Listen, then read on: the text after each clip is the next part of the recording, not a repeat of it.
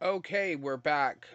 Today we're going to be talking about the Star Wars RPG. A lot of people call this the Star Wars Fantasy Flight game, but it is called Star Wars RPG. It can get a little confusing because there have been many Star Wars RPGs over the years. Uh, Star Wars RPG by Fantasy Flight is probably one of my favorite systems.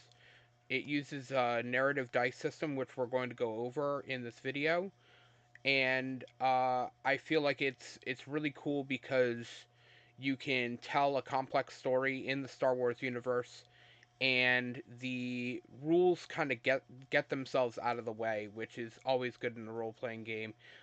Anytime you can dive deeper into the narrative without worrying about um, how you're going to use the rules to describe the thing that you wanted to do anyway is always good.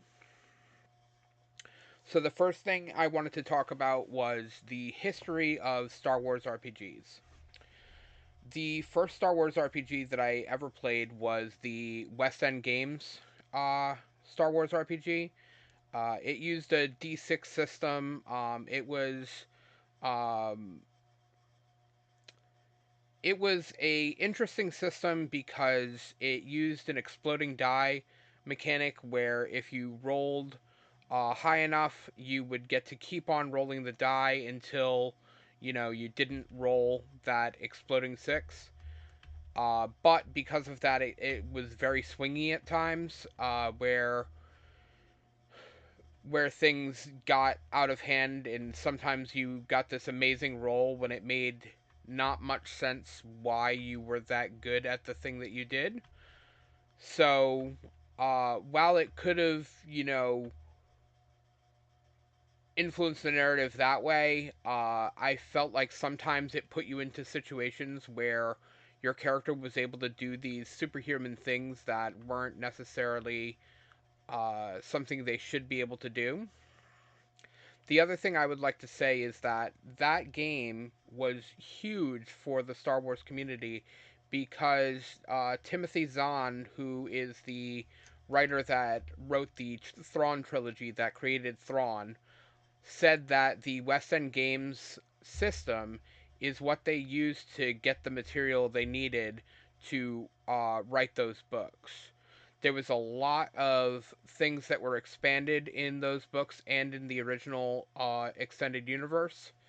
And even today, in other Star Wars RPGs, a lot of people go back to those books and either use some of the information on species or one of the things that I've used before in my Fantasy Flight games is there was a whole book on galactic trading. So basically, speculative trading. I buy things on Naboo at a certain price, and I can guess that maybe somewhere on the outer rim, I'll get more for those goods, and basically how to control those economic markets that way. That's the kind of stuff that I really like in games. I love playing a merchant.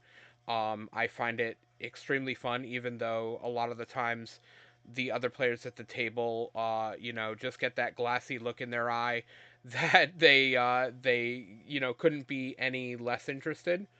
So a lot of the times when I'm playing, which I don't get to play very often anymore, but when I'm playing and I want to do those sorts of things, I usually work it out with my DM to do that kind of stuff in downtime in between sessions, and then I get to do the things that I want to do so that it doesn't bog down the game while we're playing in person. The other Star Wars system that came out was the Star Wars Saga system, which came out around the same time as D&D 3.5, and it uses the same system just with a Star Wars skin to it. A lot of people love this system. I think it has a lot of the same flaws that D&D 3.0 has, in that maybe it's a little too crunchy. That's probably just my taste because a lot of people do like the crunchiness of 3.0 and 3.5, but I felt like there was a little bit too much rules and it was a little too heavy on things at certain times. And I found that a lot of the time in the sessions was spent flipping through the book to find out exactly how grappling works, or, to figure out the interaction between certain rules. And it can kind of take you out of the narrative that way if you're constantly diving into the books to find out exactly how something works. I tend to like systems that are a little lighter, and you can have the narrative, and the rule system is just there as like a bare bones uh, spine to support the narrative. So now we're going to get into the Star Wars Fantasy Flight RPG. It's pretty cool because it's actually 3 games in one. Uh, that is because the first system that came out was Edge of the Empire. And the theme of Edge of the Empire is you are basically like a Han Solo type guy. You are on the Outer Rim. You're either running jobs to, pay the gas bill, or you're a bounty hunter, and generally, it's not a rule, but generally, you're not the greatest person. You're going off and doing things for profit. But it has a really cool system called obligation. Everyone has to start with obligation, which could be something like you owe someone money, or there's a bounty on your head, or you've got a family somewhere that you need to support, and you'll do just about anything to get the money that you need to support them.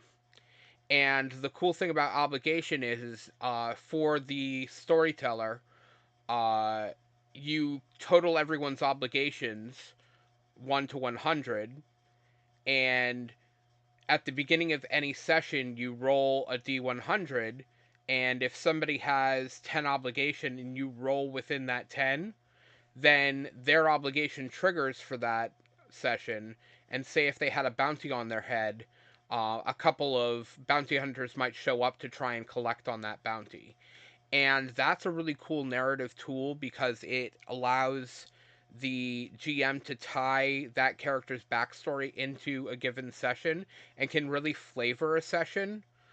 I will say that sometimes that can have a negative effect in that it can derail arcs that you might have planned if a bounty triggers in the middle of you guys trying to do uh, a run that the storyteller has set up, and it can derail things a little bit. But overall, I think the obligation system is really cool, and it's what sets Edge of the Empire apart.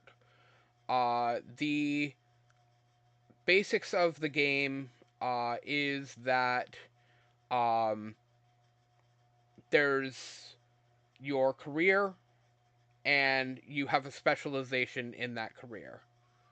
So you might be a bounty hunter, um, or you could be a smuggler, um, you know, and your career is what gives you a couple of skills, maybe an ability, and then your specialization is where you really shine. That's where you would get your talent tree and a couple more skills and things like that. And you can get more specializations as the game goes, but your career will always stay the same.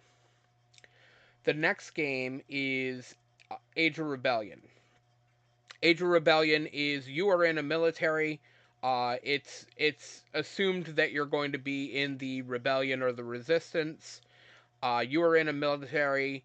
Rather than obligation, they have a system called duty, which is it tracks your rank in the military, and based on your rank in the military, you are given a allowance that will allow you to get gear, allow you to do certain things.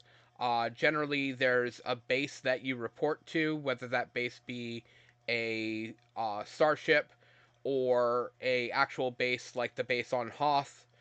Um, this game is really cool. I don't play this one as much because it can be very limiting in the narrative because, being in a military, it can be a little rigid, and even maybe a little railroady for some players, and some players don't like that. The current game that I'm running it with Edge of the Empire, but it's at the beginning of the rebellion, and the goal is to get my Han Solos over to the rebellion to help them out in their way, but not actually be a part of the rebellion. So uh, Age of Rebellion uses the same basic system as Edge of the Empire, just reflavors the obligation to be duty, has a whole new list of careers and specializations, and other than that, everything is the same. The last game is Force and Destiny. Force and Destiny introduces the Force users, Jedi, Sith, things like that. Rather than obligation or duty, it has a system called morality. And morality will track you on the scale of being light side to dark side and where you are in that.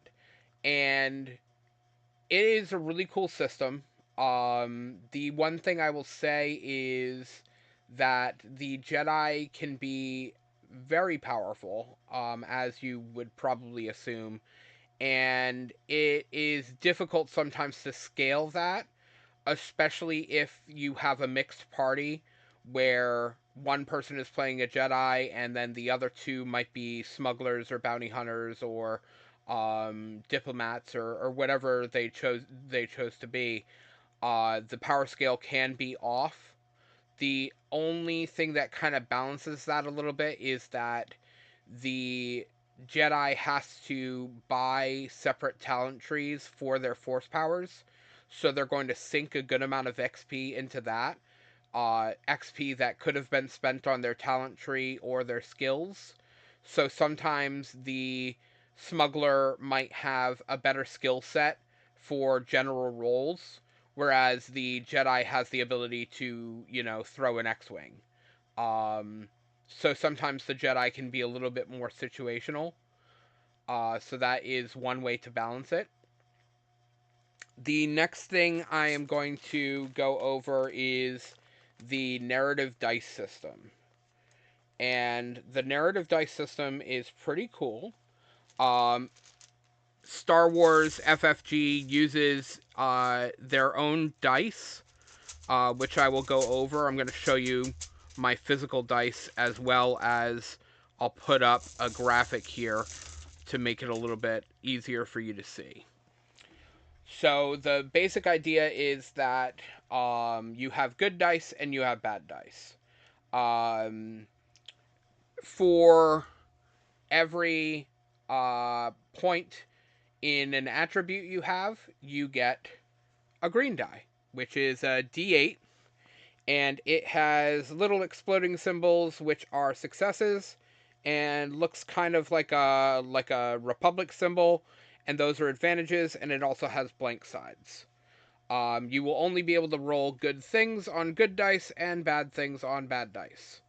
Um, if you have a rank in a skill, that green die upgrades to a yellow die, which has, again, those same symbols, the exploding successes, the Republic advantages, but it has a special side, which is the Triumph, which counts as a success as well as something narrative. And you could have it be like something awesome happens. You not only shoot the stormtrooper, but he falls into a control that drops the door and stops the rest of the stormtroopers from coming through. It's basically a narrative way to reward the players for a good roll. Um, there is also boost dice, which are blue d6s. Um, by the way, the yellow dice are d12s, and they do have one blank side on them. But the boost dice are d6s. They again have some exploding successes, They have the Republic advantages, and blue dice come into play either if you're shooting, you can aim to add a blue die to your roll. There's also talents that allow you to add blue dice to rolls. And as the storyteller, I can say things like, oh, you've got the high ground on this stormtrooper and you've been watching him go for a while, so I'm going to give you a blue die to shoot him because you've been watching his route the whole time and you know exactly where to aim. The blue die is a narrative die, the boost die is a narrative die that can be used to adjust any situation in a positive manner, whether through mechanics using talents or aiming or something like that, or if the storyteller wants to add a narrative boost to the roll. The next die we're going to go into is our first negative die, which is the purple die. And the purple die basically cancels out the green die. These are the dice that you're going to use for difficulties. To give you an example, all melee attacks are difficulty of 2. So you would roll your positive dice with 2 of these purple dice, and they have a couple of different symbols on them. They have a triangle here that is your fail, and this almost kind of looks like an Imperial logo, which is a threat. Fails cancel out successes, threats cancel out advantages, and then you total up your roll to see whether you have any net successes and advantages. Advantages can be used either narratively to describe something extra that happens on the roll. They can also be used to activate critical ratings on weapons. So it can be used to activate criticals on weapons. Say if your gun has a critical rating of 3, you would need 3 advantages to activate that rating. So you would need 3 net advantages, so 3 advantages over the threat that you generated. Threat can be used for narrative purposes as well. Say something shows up on a computer that tells you that there's another squad of stormtroopers on their way, increases the stress. You can the storyteller can also use it to add a strain to you as you have mental difficulties with what's going on in the situation. Maybe a grenade went off next to you and you're freaking out a little bit. And threat can also be used by the storyteller to apply effects based off of talents and things like that. Opposite of the yellow die is the red die. And the red die, again, has your failures and threats. But just like the yellow die has a triumph, the red die has the despair. Which is, again, it is a fail as well as something bad happening.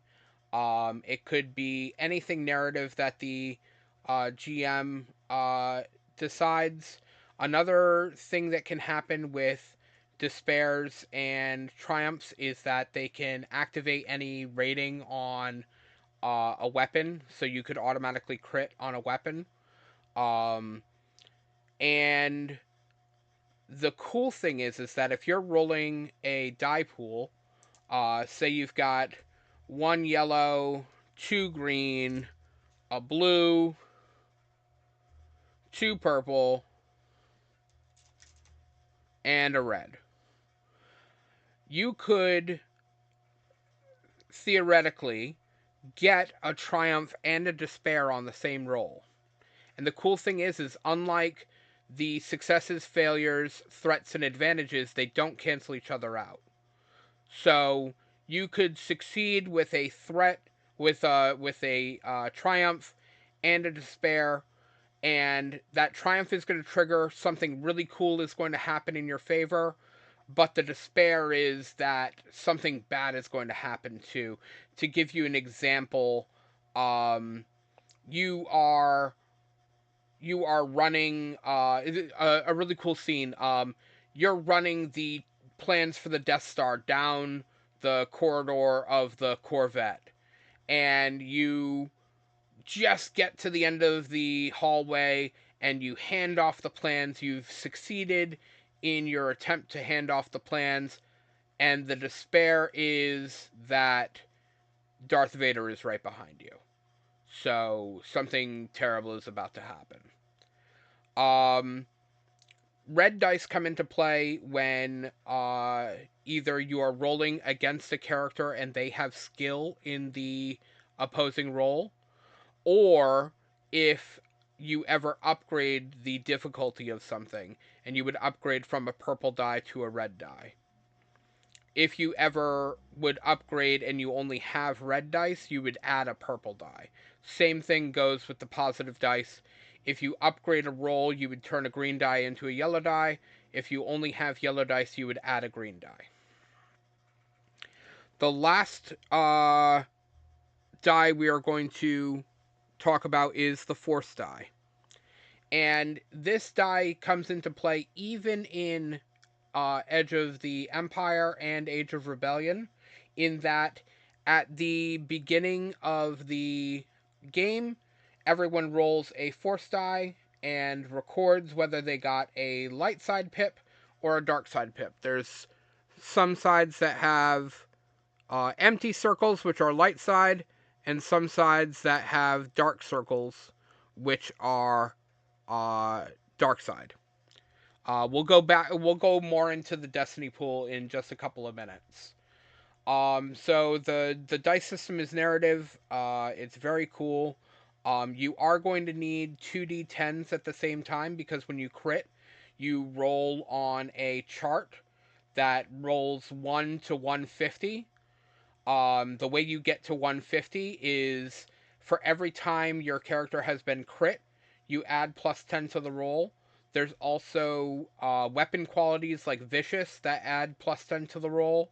And there is talents like Lethal that add 10 to the roll. So once you start critting people and you have those talents and stuff like that, it can add up really fast.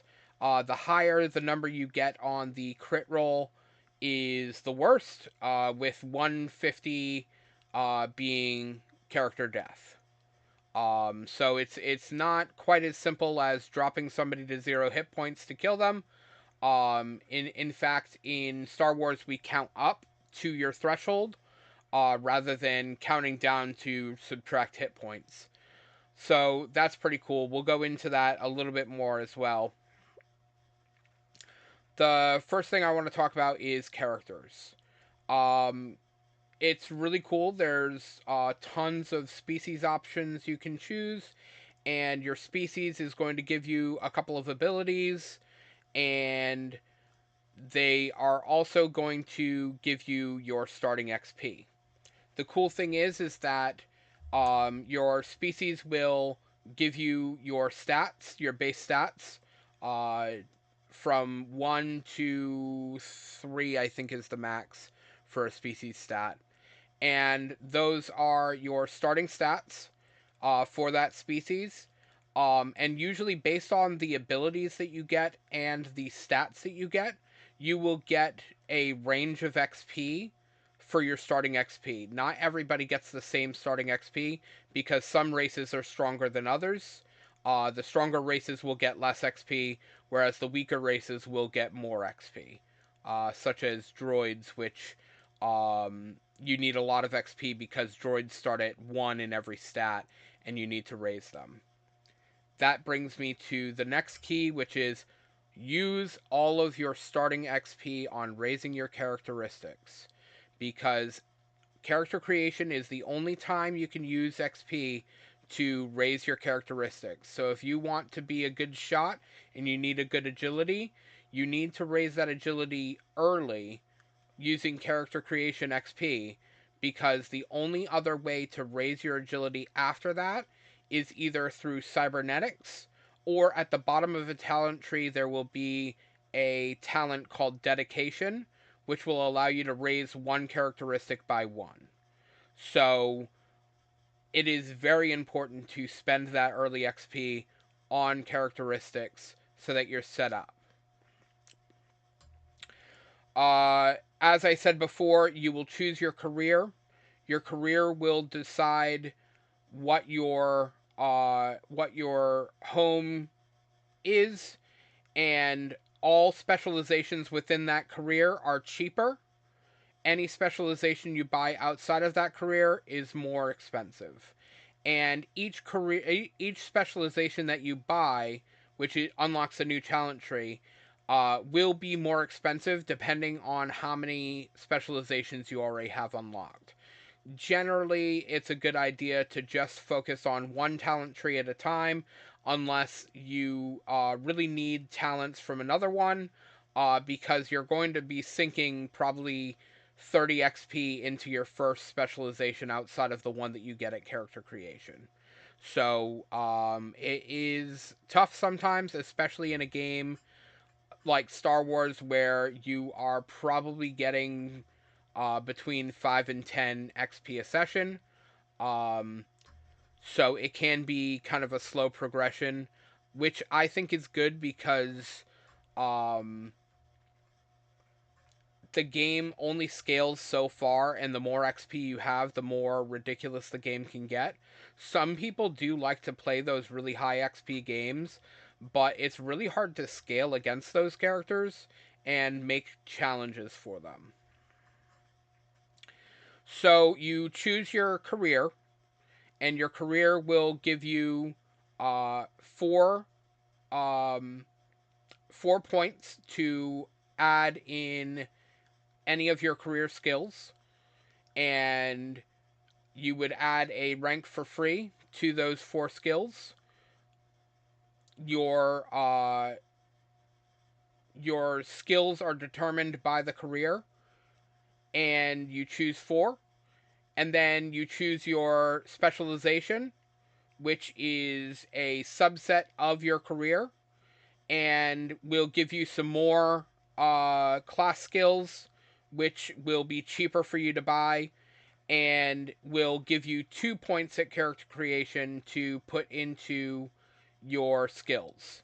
You would choose one of the two of the skills that are listed and raise those by one. That being said, you can only raise a skill to a max of 2 ranks at character creation, with the exception of Corellian humans are able to raise their piloting to 3 ranks. So you want to kind of look at what your career can do, what your specialization can do, so that you know where to put those skill ranks. And your skills are going to be not great at the beginning. It's okay. Even if you have, I would say, an average roll, as long as you have 3 green dice in the roll, you have a decent chance of succeeding as long as the difficulty is 2 or less. Obviously, the more yellow dice you add, there are 12 sides, more chance of success, and the more dice total you add, the more chance of success. So as your character progresses, you're going to have an easier time. The last thing I'll go over with characters is motivations. There's motivations listed in the books that you can choose one or you can make up your own. Really helps flesh out your character. Um, I feel like it's pretty important. All characters start with 500 credits to buy gear. It's not a lot. Some of the guns are pretty expensive. Armor is expensive. Basically, you're going to be bare bones, but the idea is that as you defeat enemies, you'll be able to pick up their blaster rifle, maybe sell it later on. Um, when you're doing jobs, you're probably going to get paid, collecting bounties, stuff like that. So, over the course of time, you're going to be able to gear yourself out the way that you want. That brings me to modding, which the crafting and modding system in this system is so in depth and really cool, and you can make some really cool stuff. The only negative to that is you can make some really cool stuff, and that can cause an issue for the storyteller because you might have a gun that's giving you um, 4 boost dice on every roll, and is going to make it difficult for the storyteller to have a enemy that is a challenge for you, especially if somebody else in the party doesn't have a kitted out gun like that. So sometimes modding can get a little ridiculous. The way to rein that in is to make sure that you're utilizing downtime correctly, in that your modder shouldn't have 3 months to build uh, all the stuff that they need. They likely have jobs that they have to go on. They're only going to get a couple of hours a day to work on their stuff. So make them work for it over the course of time. And then they get that big reward when they finally make that cool gun or a lightsaber or something like that. So that's pretty cool. The next thing I'm going to touch on is the Destiny pool. As I said at the beginning of every session, you're going to roll a force die, record how many light side points and how many dark side points. That will give you your Destiny pool. So, say if I've got 4 players and we end up with 2 and 2, 2 light side points and 2 dark side points. I, the storyteller, can use the dark side points. You, the player, can use the light side points. Things that you can use the points for are you can flip a light side to dark side and upgrade a die roll, either in your favor or you could either change a green die to a yellow die, or you could upgrade the difficulty of something for an enemy to attack you. So if Darth Vader is swinging at you and you need a little extra help, you can upgrade Darth Vader's check against you to make it harder for him to hit you. He's probably still going to hit you. So that is one use of the Destiny points. You can also flip a Destiny point to have something that you need. All of a sudden, you're in the Rebel base and you are trying to copy something really quickly, and you realize that you don't have a data stick. Well, you might argue with the storyteller that, oh, I totally would have had that, I didn't think about, having it and all of that. And in other games your storyteller might be able to, retcon it and be like, oh yeah, I guess you had one from the ship or anything like that. But that can kind of mess up the narrative sometimes, especially when, you're having that back and forth with the storyteller. It's built into this system in that you can flip a light side point to dark side, and your character has something that's under 500 credits that they've been carrying on them the whole time. Um, so that's a cool way to do it. You can also flip a light side to dark side to do something narrative, kind of in the same way that advantages are used to add something narrative to the scene. That's a really good way to use Destiny points. The storyteller has the options to do the same kind of stuff and a little bit more as well. So I can upgrade your die roll to make it harder for you to hit the bad guys. I can use the Destiny points narrative, but the coolest thing that I like is you're fighting Asajj Ventress, and I've got big plans for Asajj Ventress down the line. But you guys are beating her pretty handedly. Rather than have this important NPC die in this encounter with you, I can at any time flip Destiny to have them escape and use that named NPC again later on in the story. I then have to describe how it is that they are going to escape, but they will escape. Um, which is a great way for the storyteller to not have the PCs just completely wreck an NPC that was really important to your story, and kind of derails things because now you've got to come up with a whole new arc or plot hook or anything like that. So it's a good way to get out of that. Force powers. Force powers, like I said, are a talent tree that is unlocked by a Jedi. Um, you don't have to be a Jedi to get a Force power. There are universal specializations that can be bought by Edge of the Empire characters or Age of Rebellion characters. They are not full Jedi. It's basically either, you had a little bit of training when you were younger, but you never fully became a Jedi, or you're Luke Skywalker in the beginning of A New Hope, and you've got these force abilities that you're incredibly lucky or something like that, but you don't have any training. So they might be able to access force powers. It's up to storyteller discretion. Force powers are more expensive if they are not trained. So if it's something that you come across naturally or just develops in you, you're going to pay more XP for it. If you have a trainer, like say Qui-Gon Jinn training Obi-Wan, you will get a 5 XP reduction in the cost of that force power. And they are a tree. Generally, they will have things like increase the range of the ability, increase the strength of the ability, and then a couple of narrative options for that ability. The example I'm going to use is move. Um, you'll be able to, at the base of the move power, you can move small objects that are in engaged range to you, like hover a rock right in front of you. And then for each upgrade of range, you can move it a range band. And this game uses range bands in that you really can't use miniatures in this game because you're not tracking 5 feet at a time. You're tracking whether somebody is engaged, they are close, they are medium, or they are long, sometimes even extreme if you're using like um, a sniper rifle or something like that. Um, and for each range band of move, you can affect things further away from you.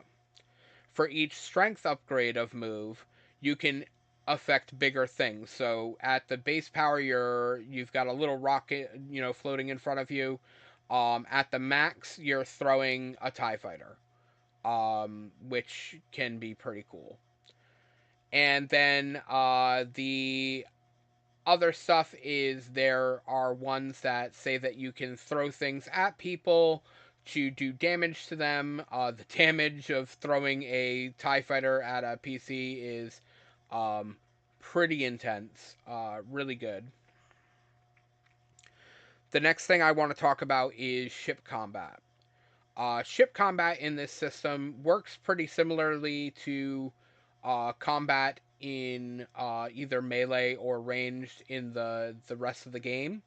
Except that rather than make it so that only the pilot and the gunner have actions to do on the ship, they give it so that everybody on the ship can do different things, even if it's just as simple as you're Leia, hanging on the back of Han's chair as he's diving through an asteroid field, and you are talking him through it, or cheering him on or something like that. You might be able to pass some of those boost dice to him as he tries to fly through a dangerous area. That's even just one way you could do it. But there's generally, you've got the pilot, you've got the gunner, you've got the engineer, and any of those roles can do different things. Obviously, the pilot is the one that's maneuvering the ship. You can have the co-pilot, which is helping pilot the ship. You can have the gunner, which some ships have multiple guns, so you could have multiple gunners. For example, the Millennium Falcon, you've got that top gun and the bottom gun. And then the engineer is healing the ship as you're going along. Maybe it's Chewbacca in the engine room trying to fix the hyperdrive after a shot from a TIE fighter disabled it. Um, Ship combat can be very cool. It can be very thematic, but sometimes it can be a little confusing because of those range bands. And if you are tracking the Millennium Falcon with 6 TIE fighters, you've got to keep track of, all right, the Falcon is here, and then I've got 2 TIE fighters at close, I've got 2 TIE fighters at long, and I've got 2 TIE fighters at extreme. And I've got to keep track of when those TIE fighters are moving between range bands and where they are.